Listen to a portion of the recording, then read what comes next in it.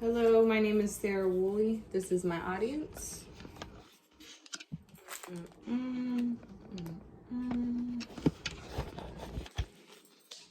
Okay. If I gave you the opportunity to save somebody's life, would you take it?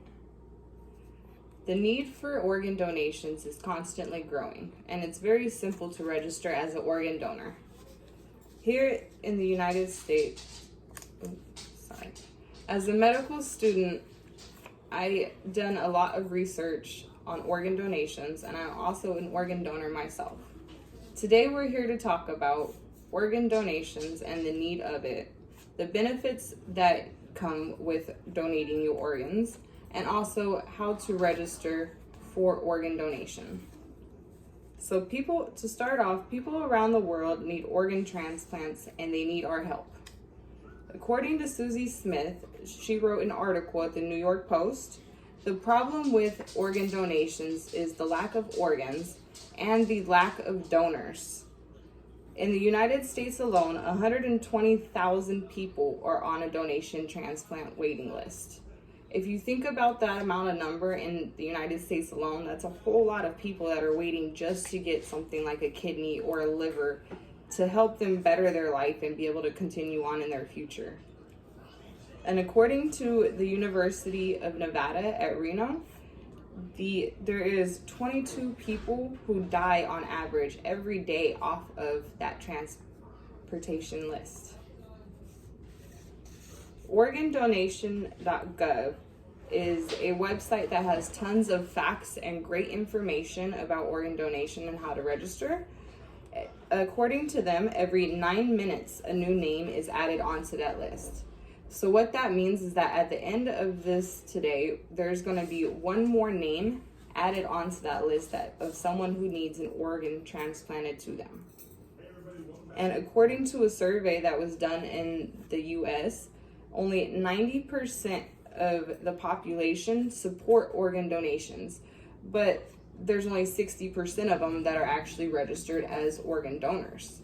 So that's kind of a big number difference right there. 90% support, but only 60% of us are actually registered as a donor. And that might be because not too many people actually know how easy it is to register. So there are tons of benefits that come from being an organ donor. One of the most important benefits is you're giving somebody the opportunity to get a second chance at life. That is the greatest gift that you can give somebody else. Say there's a child who is going into surgery and can't see, and all she needs is a pair of eyes. Would you not donate your eyes if you're dying to a kid who has their entire future ahead of them? I know I would. Not only that, but you have the opportunity to save 8 lives with just your one life. According to Paul Hexum with the Journal of Medicine, you can also enhance up to 75 people's lives. That's almost 100 people that you can help with just your one life. So let's talk about how to become a donor. Rachel Turner is the author of an article, Important Steps on Organ Donation.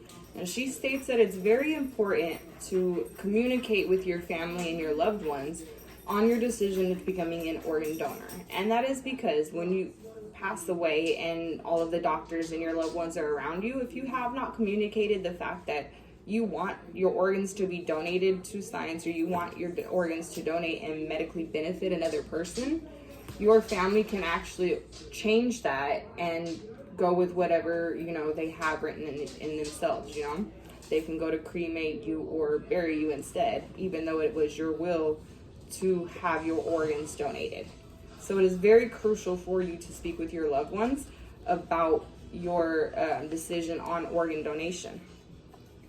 So every state has the DMV. You can go onto any DMV website, or you can actually go into a location while you're renewing your license. All you have to do is check a box and say yes for organ donations. Or you can go onto a website like dmvnv.com or dmvcolorado.com and be able to actually do just the organ donation registration right there online. You also have places, like I said, like organdonor.gov that has tons of information and also has a way for you to register as an organ donor there as well.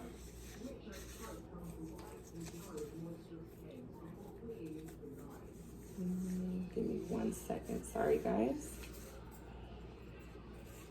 Another way of being able to register as a donor, and another way that you can actually get a lot of information, is your local doctor. The next time you go in to see a physician, you can actually talk to them about becoming an organ donor, and they can give you tons of facts and information that you may need, and also register you there into their donor registry online.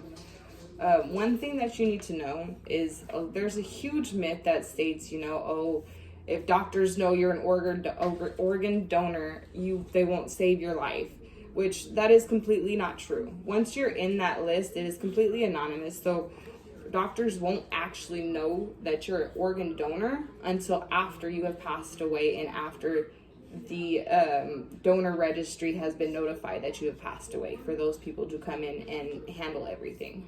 So you still have the same opportunity as everybody else. Even with you being that organ donor, they're still going to try and save your life just as much as they would the next person.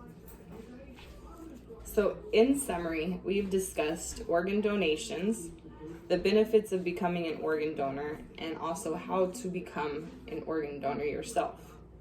The need for organ donations is constantly growing, and as you've heard, it's very simple to become an organ donor. And before we leave, I would like to leave you with an inspiring quote from a philosophy professor, Dr. Amit Abraham. "After I die, if I am buried, I will rot. If I am burnt, I will become ash. But if my body is donated, I will live to give life and happiness to many." Thank you. Here is my audience.